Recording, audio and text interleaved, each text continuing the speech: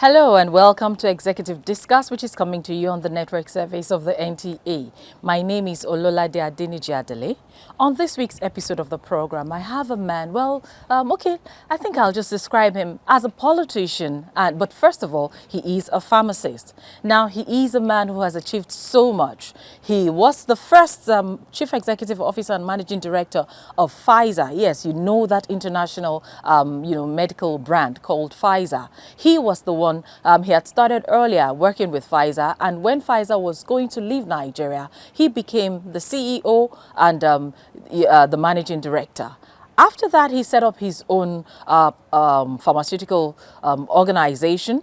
I will tell you the name much later on in the show. He has done so much, like I said. He is a member of the Order of the Niger, MON. He also holds an OFR. And, well, I think you should just get to meet my guest on the show today. Please join me as we welcome Mazi Sam Ohabunwa, OFR, MON. Hello, sir. How are you today? Thank you, my dear. God bless you. God bless you too. It's good to see you. Absolutely. My pleasure is mine. Thank you.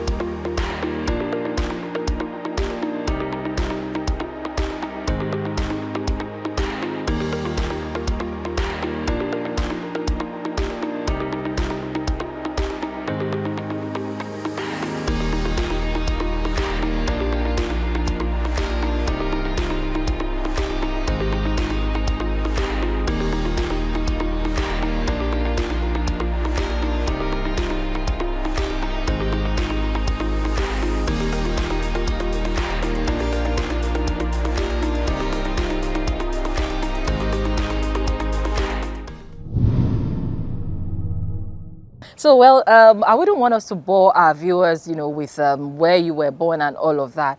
But I know that growing up wasn't so easy because at some point your education was truncated temporarily by the Civil War. Tell us about this. Well, I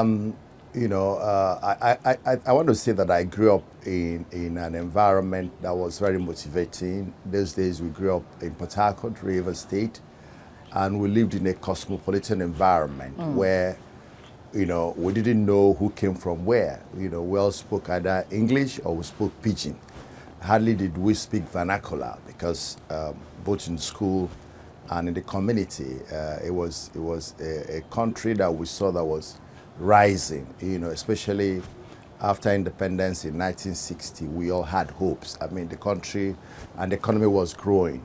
Part of my secondary school was on county council scholarship, and we enjoyed school. The teaching and discipline was quite high. My parents were middle class. My father was an ex-soldier, and my mother was a businesswoman who was involved in, who taught me entrepreneurship, really, because she had chains of restaurants and did all kinds of business. So I was quite busy working with my parents because I'm the first of 12 children in the family. So and we're all boys from my mother, 10 of us boys, 7 of us boys. So I was like my mother's daughter, and I was at the same time the leader of the family. So I was quite busy, but God granted me grace. The grace He granted me was that despite that I was busy, fairly domesticated, I was also active on the external. I was involved in everything that my group did. Boy Scout, Boys Brigade, and all the masquerades and all that. And luckily, I also did well in school. Like you said, in 1967, our education was interrupted. I was then at a college called Okrika Grammar School in Okrika, River State. River State. Yeah, it was interrupted, and we all were involved in the war efforts. And thereafter, we came back after losing 3-4 years back to school. Picked up our pieces. It was quite excruciating. The war was excruciating. Yeah, I mean, you saw people die. You saw people suffer hunger. You see children suffer kwashiorkor. And in your face, you see people dissolve as if they were metal under heat. That is why many of us will never want to see another war in our country at all. Not with a minimum. Not even see its precepts. So, of course, that affected us in different ways psychologically, and there are other ways. But luckily for us, Nigeria was able to reconcile with itself much better than I had seen. I didn't think that by 1972, 73, 75, all things. I left Port Harcourt to come to Ife in 72 to read pharmacy at the University of Ife. And the country was just willing to reconcile with itself, even though unfortunately things have gotten progressively worse. Which is a big troubling for me, because I thought the worst part of Nigeria was after the war. I thought so. But now I go back and think that the 70s were great times for Nigerians, both economically, socially, and in the way the country is managed, cohesion, relationships, and all that. But I think my youth prepared me. That's what I can say. Now you studied pharmacy. Yes, please. You came all the way down to Ife, Yeah. University of Ife, now Obafemi Awolowo University, to study pharmacy. What influenced that particular choice, of course? Well, to be sincere to you, I was one of those students who had difficulty in choosing a career. Why? Yeah, because I was good in the arts. I was good in the sciences. I was good in everything, Latin, geography, history, and then I was also doing well in the sciences. But I knew internally that it was easier for me with the arts. I knew I had a natural inclination towards the arts, the social sciences, more than the hardcore sciences. But when I grew up, if you're a brilliant girl leading your class, you're already classified. You must be a doctor, engineer, pharmacist. Lawyer, so you are pushed in that way. I'm sincere, because if it's today, maybe I'll have been a lawyer or a journalist. Those were the kind of things I could write, and those were the things that came to me naturally, very naturally.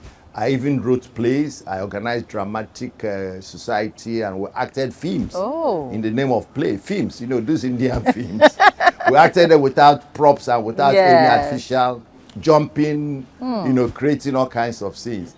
Thank God we didn't damage your bones then.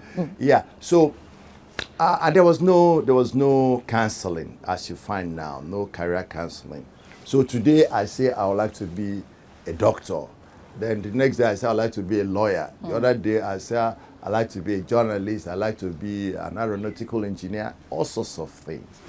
But something eventually happened. When the war ended, I had been prepared really to go and read medicine. That was where I was being directed to. So when the war ended, I told myself I've lost 3-4 years. I can't go and do another long. I don't want to come out from school or as a grandfather.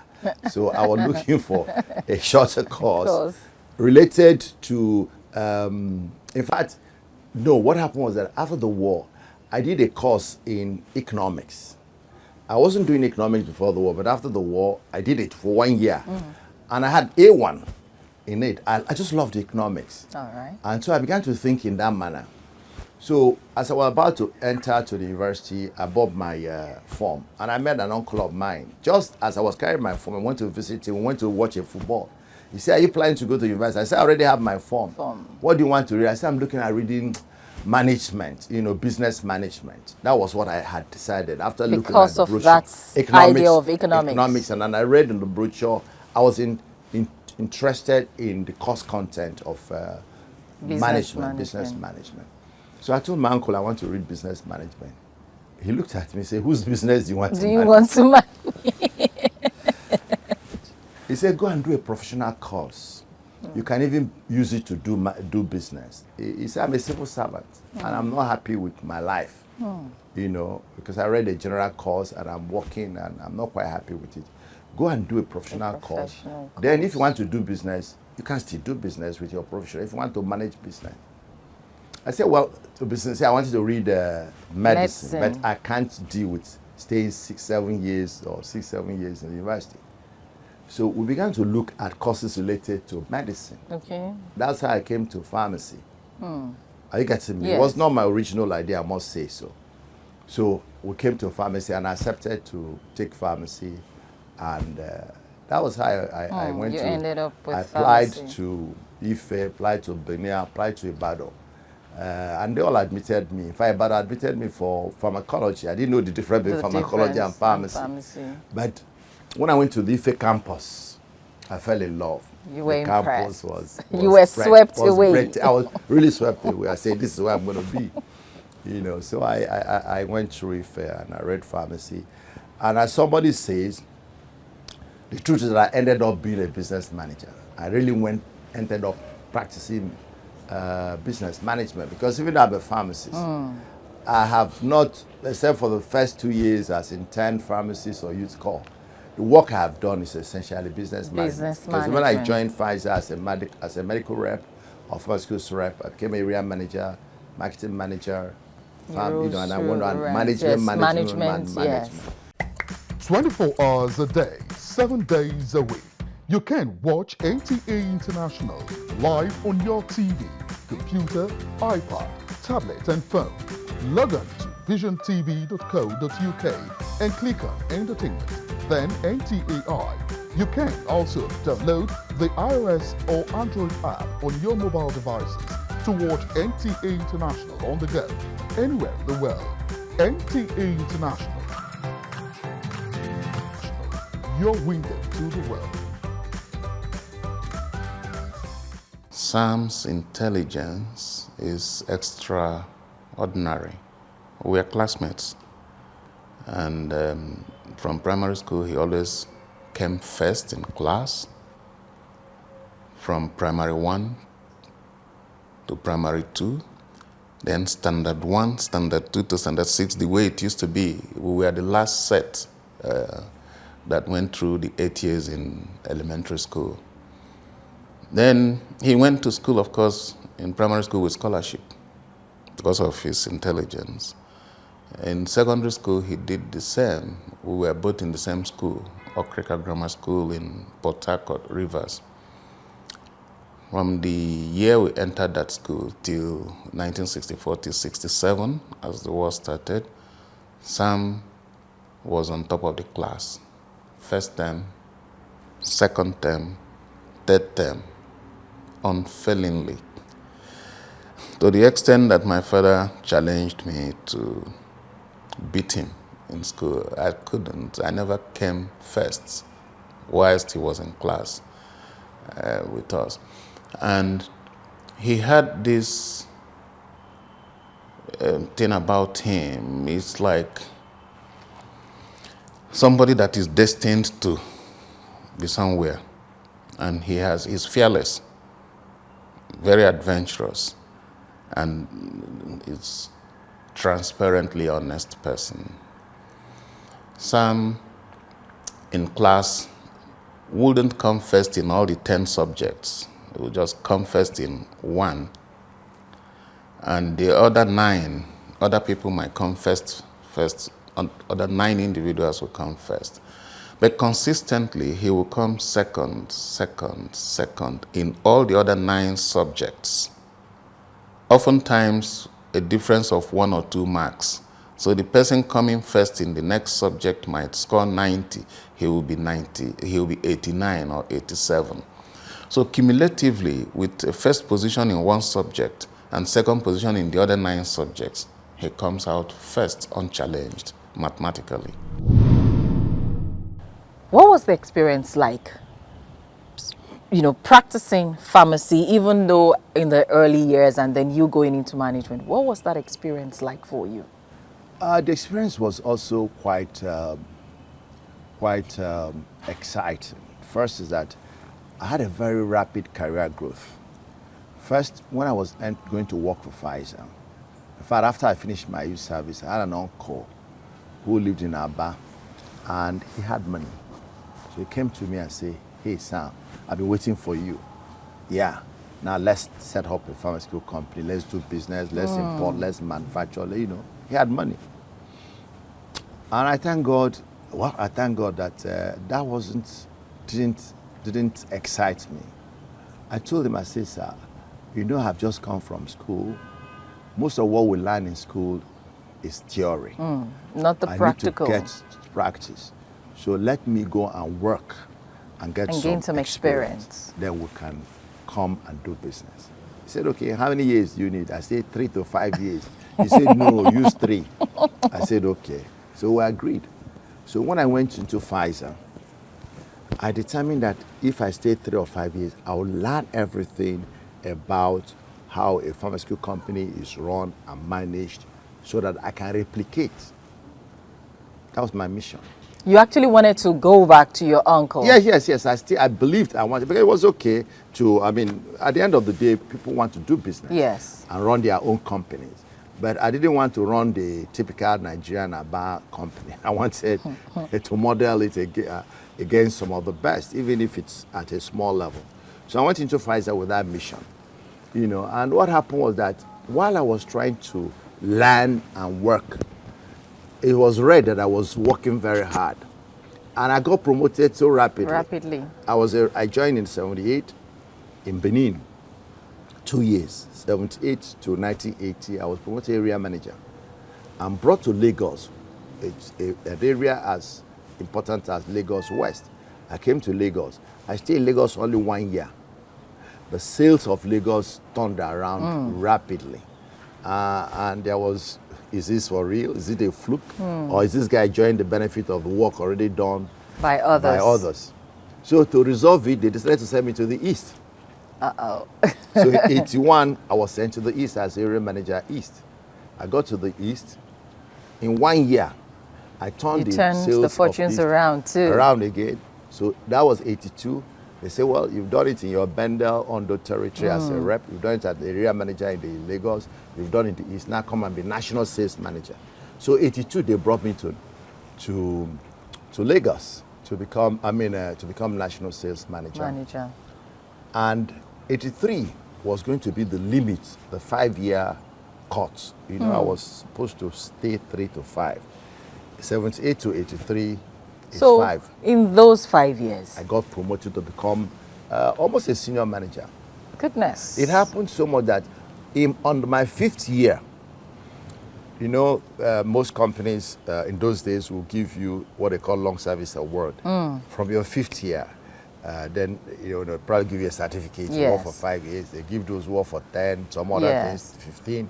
So when we were at the Christmas party at the end of 1983, and I was being called to come and take my certificate.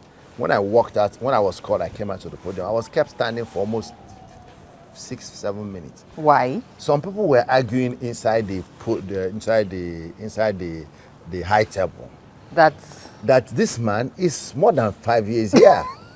So, but at the end, the HR man convinced the CEO that I was only 5 years. 5 years. So when he came, he said, "Sam, have you been only 5 years in Pfizer?" I said, "Yes." He said, "Wow, your effect and impact is as if you've been here forever." Yes. "My son, you are doing well. Keep it up. The sky is your limit." Gave me such encouraging words, and we took pictures. When we took this picture, I took the picture to my office and I put it on the back of my table, a seat. I hope you'll share those pictures with us. I hope we can find where they are. It's a long time. I've moved from Pfizer to Nimet to, you know. So we took that picture, and Of course, before then, that December, I went through some bit of mental torture because I was going to resign in January because I had completed the 5 years, and I didn't want to disappoint your my uncle who had been waiting. So he was still waiting. He was waiting, yeah. He was waiting. He understood what I stood for. So I cried and prayed, and at the end, I thought I should continue with my career in Pfizer. I said, what will it be after this wonderful testimony my CEO chairman gave me on December, and I go Monday, I said I'm resigning. It's an anticlimax. So I went to my uncle. I said, I'm sorry, I think I want to run some career in this company. And my uncle was disappointed. It wouldn't have sat well with him. But he wished me well. So I came back. And then I put that picture on the back of the office. As I walked into it, I said, I've seen the picture with the chairman shaking my hand. And I'll say a short prayer. I say, one day, I'll be like this man. Welcoming people to this company, encouraging them, motivating them as he has motivated me. That was what I just told myself. I used to say those short prayers. That was in 1993. In 1983, 84, actually. Short 10 years then, I became the chairman and CEO. From that date, I got to that job I hoped I was going to be. So my growth was rapid. And sustained. So I didn't even have time. As I tell people, I've never lobbied for any promotion. If I don't lobby for appointment. Twice in my life, this later part of my life, am I persuading people to give me a job. One was to become Pharmaceutical Society of Nigeria president that I was from 20. That was my first time of speaking to people and presenting myself. Okay, I can do this. I've never before. It's just people agree, group here, chairman of Economic Summit Group, president of NECA, man, all over the places. It's just they find that you can, make the sacrifices to serve. It's offered to you. Sometimes you say, let me go and pray, let me go and discuss with my wife. And this one I'm doing now. That's the second time I'm talking to people to see that I want to offer service. It was tough for me. Anyway, so that was it. I had such a rapid growth. And indeed, your prayers were answered. I mean, that picture that you were using as a point of contact. No, I called it in my book, the last book I wrote, which is Why to Lead. It's chapter 1, Power of Vision. I envisioned to become chairman and CEO, and I became. So from Pfizer, when Pfizer was to leave Nigeria, you bought over the 60% shareholding, and that gave birth to NIMEF. Yeah. What kind of operations did you have in NIMEF? Was it tailored along the lines of Pfizer, or what were you doing there? Well, again, Pfizer offer, it was again one of those turning points, unexpected, because Pfizer had said they wanted to, because of the issues in Nigeria, political, economic, and also that the company was growing globally and was divesting, fringe businesses in countries and the kind of business that were not adding much value. Nigeria was a country of too many troubles. If it's not political, it's economic. If it's not import licensing, it is price regulation and the corruption and everything that gives Nigeria a very terrible image. Pfizer decided to divest, and they wanted to sell the company to somebody else, to big other companies. In fact, that's the mandate they gave me in December 1996. So I started talking to other companies, would they be interested? But in February, they now came and said, look, I want you to lead, to buy us out, get your management together, and maybe and come and buy us out. I'd never had anything called buyouts before. So would you be willing? I said, well, make the offer, and then I go and find out what it is. I came back and told my wife, look at what has happened. We prayed, and we went on to take the offer. I went to the banks and started working, and then in under 3 months, because this was February, by May 14th, we had raised millions of dollars and paid Pfizer. and they sold the 60% shareholding to us, To you. which we now distributed amongst management and then got more investors to come in to help to beef up. Of course, what we did was we were like a local Pfizer brand. We had arrangements. We had licensing agreement. We had manufacturing agreement. We had distributorship agreement. 3 agreements. So some products were licensed to us to manufacture. Some were manufactured under their brands, and then we distributed those products that were not locally made. That's what we did. But it was a tough thing for us because we found that you know, when you are writing some agreements without sufficient experience, your business partner may take some advantage of you. It's also in that my book. Never assume any relationship, because we thought we were dealing with father-son. You know, my people say when the son and the mother are eating, you say bring light. Where are you bringing the light? Is it to see the son or to see the mother? So we gave Pfizer free hand to design the agreement. And of course, they designed it, I mean, protecting their own interest. It's natural. Even though, we were naive. So it was after the contract started that we found that we didn't protect our own rights. Yeah, because we found it was like working for them, monkey them, because we bought the goods at their price, the raw materials at their price. We sold our own manufactured goods at their own recommended price. We paid royalty for using their brand after we have bought the raw materials from them. It was skewed. You were just working for them. Yeah, working for them. So I got to one point, I said, no, I can't continue to level this way. You know, so we gradually walked away from the agreement. And then I decided to rebuild Nimet and create new brands, local brands, Pfizer brands. Those products we could take some advantage, like our biggest brand then was Combantrin, which was our anti-helmintic. We now created our own brand called Pyrantrin. We had TCP. We created our own brand called NCP. But some brands, they allowed us to buy out, like Obron 6, Hermafolin. We make them local companies. Then we began to research and produce anti-diabetics, antihypertensives. We went into different other areas doing local research. That's one of the things I feel thankful to, because having come from that Pfizer heritage, we became the first local R&D company, and today we are. Very few pharmaceutical companies are doing research and development here. Those who are related to multinationals do them abroad. As we used to do when it was Pfizer. Pfizer did R&D abroad, but we borrowed that teaching and began. You know, others import finished goods or what they call do tertiary manufacturing and buy in bulk and manufacture. We are still doing a lot of fundamental research work here. That is an issue, because the moment we did that, 2 things happened. Our volumes came down.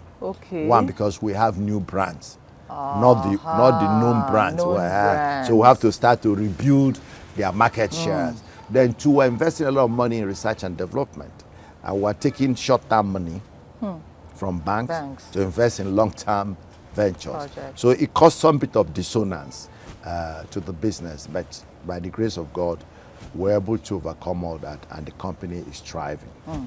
Now, apart from these challenges that you have, that you have mentioned, having to kind of give Nimeth its own identity. I also know that the Nigerian pharmaceutical landscape, maybe you'll permit me to say it's a bit unsteady, especially with the issues of adulterated drugs and brands and all. So how have you been able to stay afloat, operating at the highest standards levels possible, and still, breaking even? It's tough, my dear. It's very tough. But again, we are creatures of history, creatures of the past, where you're coming from. Because of my training, you rise from the first level and then become CEO. You've drunk water from the deep deep ocean of Pfizer culture. So you couldn't change. It was an issue. Actually, I found one of the things that made me retire in 2011 was part of this. Okay. Part of it was that I belonged to the old school who insisted I wanted to be known as a pharmaceutical manufacturing company, not a pharmaceutical importing company, or just, because many companies were shifting to importation. I was insisting that I'm a manufacturing company, and my guys think that's old school, So, and I had my personal moral code as a Christian, and then also the Pfizer code, because one of the things you do for Pfizer, you signed every year. You will not bribe, you will not do this, you sign. If you do it, you will lose your job, even though you claim you are doing it to help the company. Yes. Yeah. So I maintained that throughout the 18 years I was CEO, from Pfizer to NIMA. But of course, I had to get people to buy into this idea. So it was tough because people were cutting corners. You see people cutting corners. You see your brand. People go and mimic your brand. I mean, there's a product we used to sell then called Vibromycin. Okay. One day, we saw people buying it at less than 1/4 of the price. How come? And it was called Vibromycin. How come? But now made in Niora. So when we saw Vibromycin made in Niora, I thought maybe they were importing it from another country. I thought there was a country called Niora. But there was no country called Niora. Yes. It was a fake product. Goodness. I had to fight fake. I personally fought them, up from to Lagos Island to Surulere. I was involved in pursuit. In fact, there was a day I ran through a glass. Oh my. Because they were running, and then the lawyer that was to say, this man, I hope what kind of risk you take? I said, almost, because we traced the guys. Okay. I followed through from the pharmacy where somebody bought fake drugs till we were landing at them. When they saw us, they ran. So I proposed to you, I didn't know there was a glass. There was a glass. So we have had to keep our heads together. Luckily for us, we were able to persuade government to do a few things. I mean, the NAFDAC law came from our push, because the first time I fought fake drug, there was no law. Yes. You take them to the court will say it's a civil matter. That's what the DPP will write, as a civil matter. Goodness. It's not because it's like intellectual property. Yes. You go and sue them for intellectual. So it theft. was when government now enacted the NAFDAC law, and Professor Suide came, and after him, Dora Akunyili, who raised the ante, were able to begin to contain. The thing became terrible. Every product you had so many lookalikes. We had terramycin, you have mycin, you have gerramycin, you have mucomycin, cocomycin. So you come to the market, you see all the mycins. All sorts of mycin. So you did some even with brighter colors than your own color. Yeah, so you'll be wondering which one. Which. But the market has been better controlled than with NAFDAC intervention. Things have gotten better, but they are not yet good enough. You still have some level of what they call substandard and falsified medicines. It's global phenomenon though, but Nigeria, there was a time was excessive, but it's getting under control. Glad to know you're still here with us, and my guest on the show today is Mazi Sam Ohabunwa OFR. And so far we've been having so much conversation about especially his pharmaceutical career. Now, you were the national president of Pharmaceutical Society of Nigeria. Yeah. What were your achievements? What would you say you did differently and you brought to the table which has been sustainable? Well, first is that we tried to democratize governance in the Pharmaceutical Society of Nigeria. As a professional organization, we made sure that we opened the doors for pharmacists from across the country to participate in governance. That's one enduring thing we did. because there was a time it was looking as if it was just a group of people or one section or people that lived in Lagos and things like that. That made the organization. That's the first thing. Number two, we began to set up some systems, try to be a systems person, having come from industry. We set up systems, to build institution, to make the institution stronger. So it's not a question of one strong man doing what he likes and somebody else. We set up systems.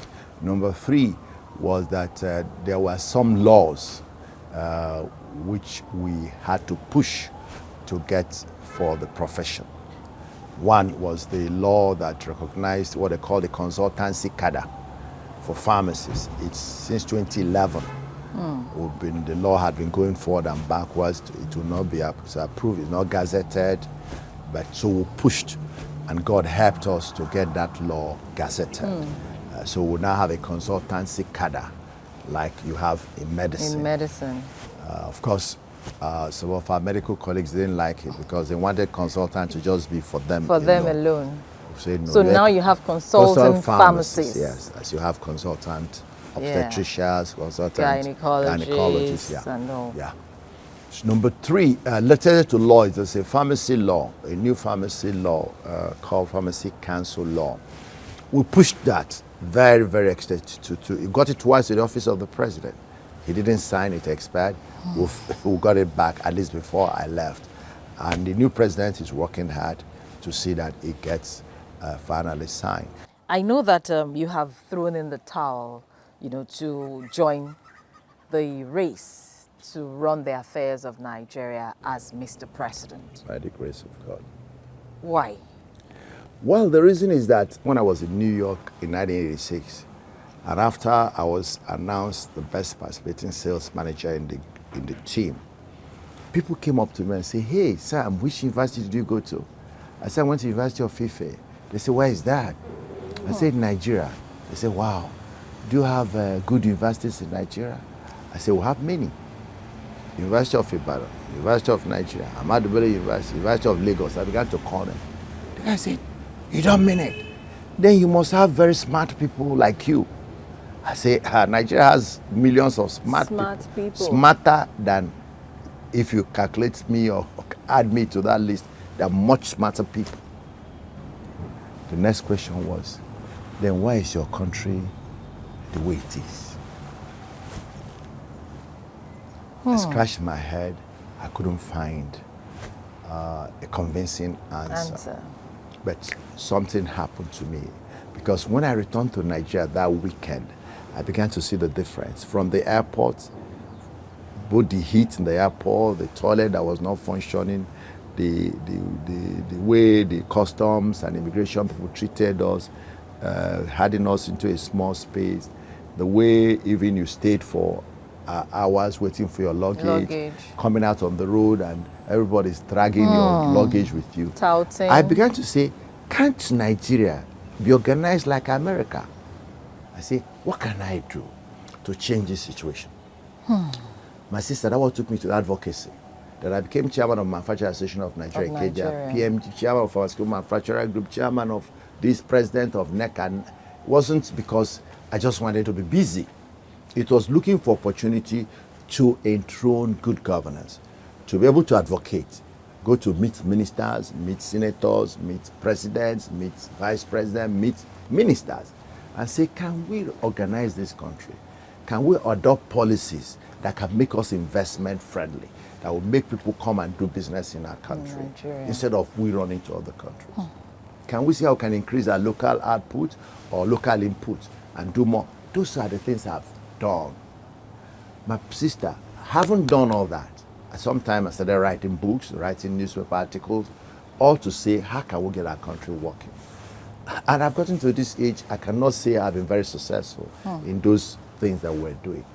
In Human Development Index, we're still low. Life expectancy, we're still quite low. If you check other health statistics, maternal, quality of life, under 5, some improvement, but we're still below. You come to Africa, small countries like Rwanda, Ghana, are ahead of us. Investors are going to those places instead of coming to Nigeria. I go to international conferences and they are putting my country down. So that is why I said, maybe there's something I can do. There's a key I have, which maybe haven't been found. You know, rather than running around in advocacy, advising people who are not willing to take the advice, or incapable, or unable, or whatever, let me go and advise myself. And let's get the job done. Get people who think like me, like-minded citizens who are globally exposed. I am tired of this narrative, making excuses for Nigeria, explaining why things are not working, why they are working. Electricity has not improved. Pipe-borne water availability has not improved. Some little improvement in road infrastructure, but it's still below par. If you go past the major highways, the rest of the country, the schools are, even in Lagos, you still find where people are sitting on the floor.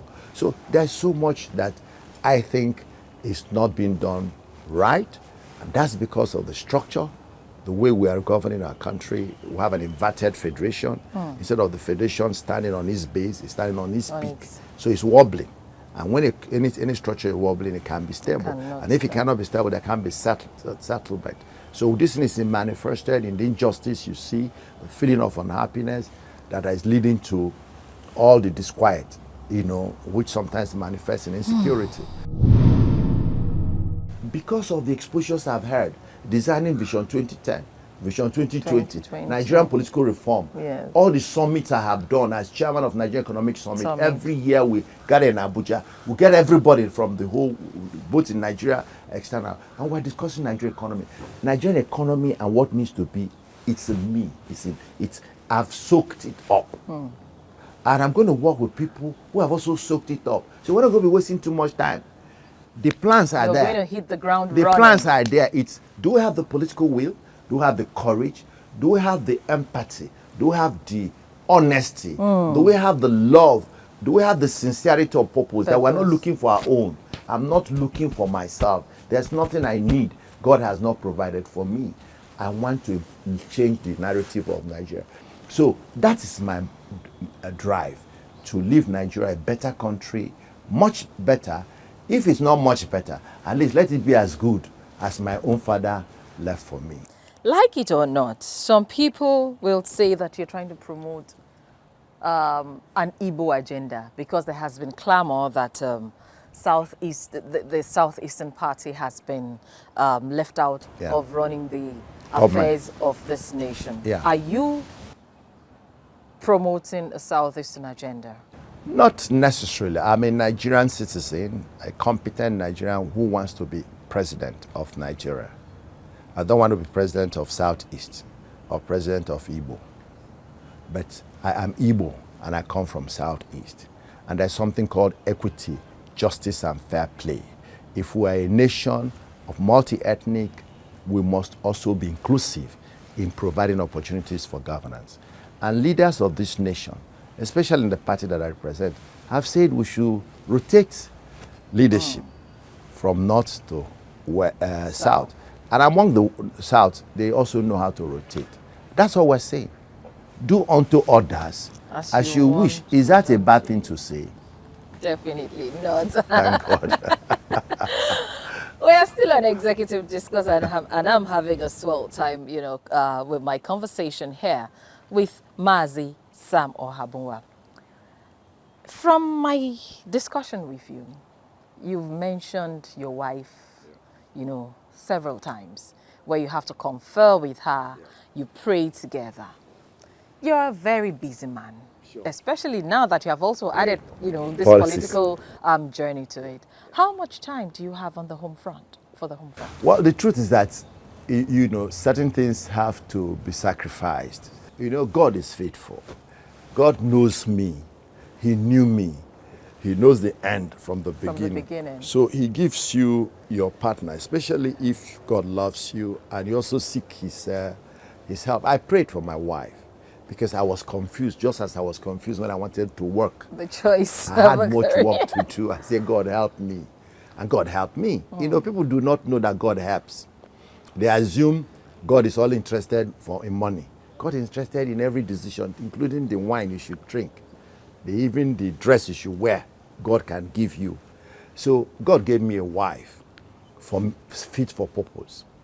I am externally driven. My wife is internally driven.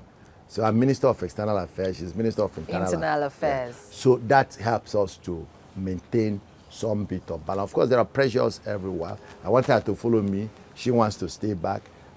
She wants me to stay back. I want to move. So a little bit of, but having been married for over 40 years, I think we're in our 42nd year now. So we have come to reach an understanding. But I think the greatest thing is that we have love, true love. The type of godly love you hear in 1 Corinthians chapter 13. Love that does not count cost, does not seek its own. It's not easily provoked, does not count. That kind of sacrificial love. Secondly is if your wife or your partner buys into your vision. For example, this vision. By the time I was receiving motivation, she had already received motivation. She had received revelations on this. And I didn't want to tell her because I know I tell you she's an internally driven person. But the day she had me discuss this, she came with her own revelations, which she had been keeping away from me because she didn't want me to try it. So that is how God works. Because I can't say I can manage this without her cooperation. So she's motivated as I am. 24 hours a day, 7 days a week.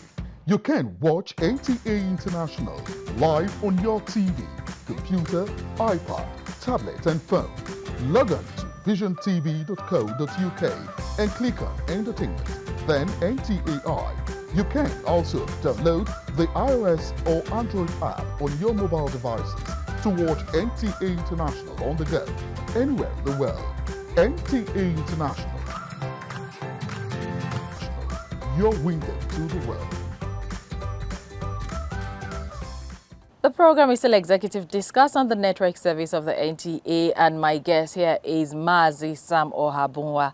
Well, it's time for us to get to meet some members of the family to find out who this man really is on the home front, and perhaps we might learn a thing or two more. Come with us. My father is a loving husband, father, brother, and community leader who has taken it upon himself to find ways to continuously add value to whatever setting he has found himself in, be it professionally, personally, and really just all arenas. In describing him, I would say that he's one who, first and foremost, is really invested in ensuring that he meets his full purpose for being on this earth. And one of the biggest pieces of that I've taken from him over the course of my lifetime has been his accountability to ensuring that those who are around him are doing well. He is one who makes sure that he is accountable for his community, for his family, and for improving the lives of those who are around him. Even early on in my life, I remember him describing himself as a social worker, which I thought was interesting considering that he had studied pharmacy in school.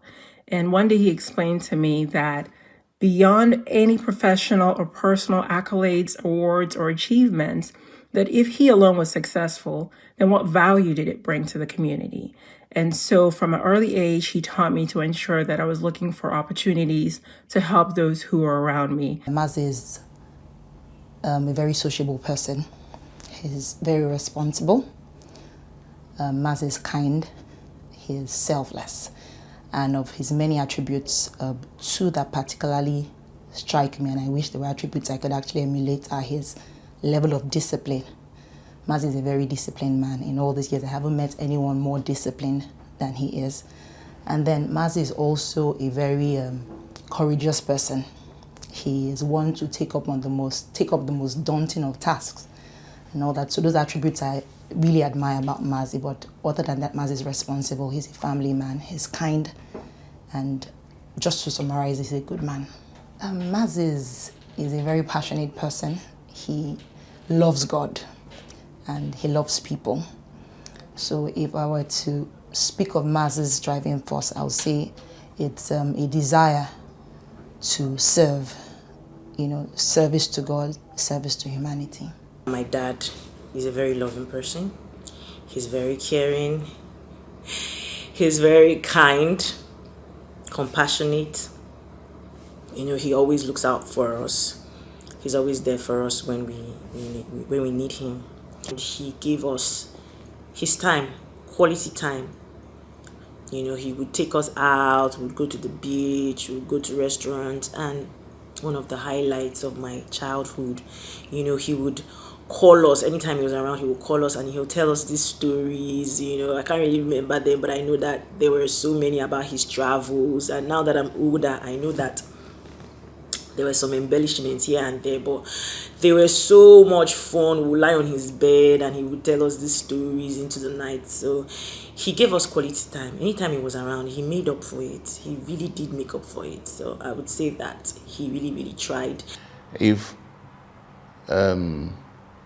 Sam gives you his word, he keeps to it.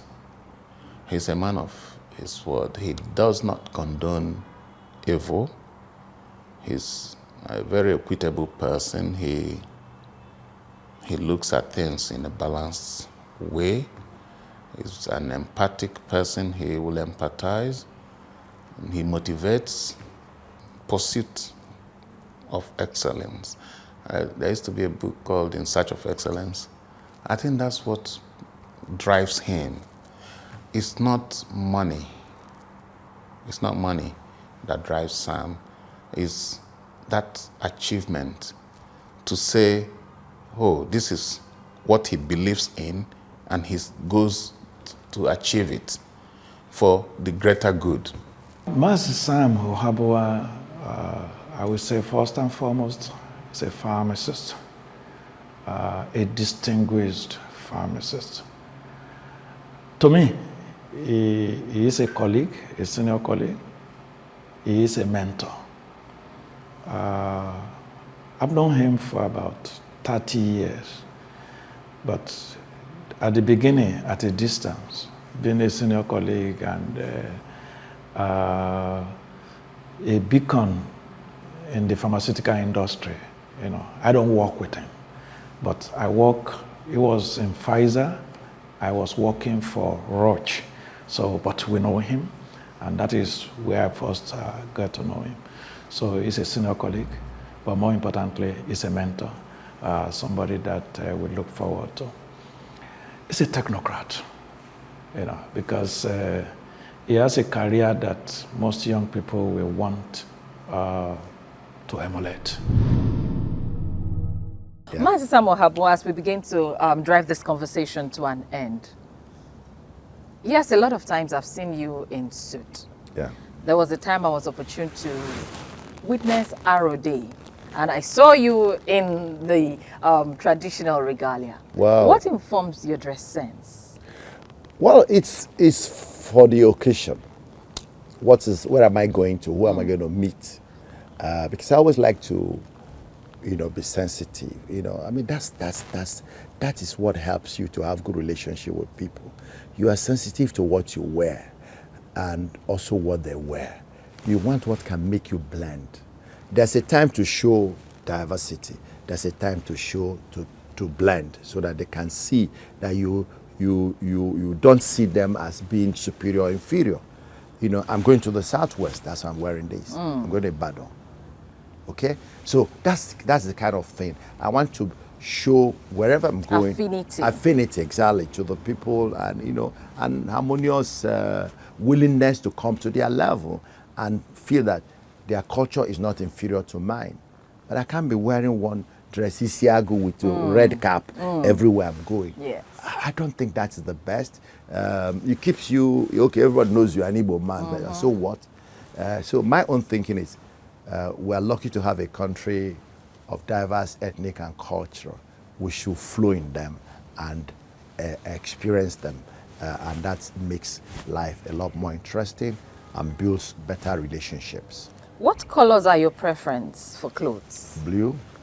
Yeah, the man, blue. Blue for boys and pink for girls. Blue, white, and black. Blue, white, and black. Wow. It's indeed been an honor and a great time speaking with you today. And honestly, I share your vision, and I hope you know, the rest of Nigeria, or majority of Nigerians, also share this vision, as we wish you the very best of luck. Thank you very much. Thank you so much. Nice having this this interview with you. Thank you so much, too, sir. Yes, I have been having this conversation, this rather interesting but intense conversation about Nigeria, about what we can do, to better our lot in this country, regardless of our ethnic leanings, our religious leanings, because really Nigeria is one and it must remain one indivisible entity. And that's the size of our package this week on Executive Discourse, which has come to you always on the network service of the NTA. Till I see you again, same time, same station next week, I remain Ololade Adeniji Adele. God bless Nigeria. Bye-bye.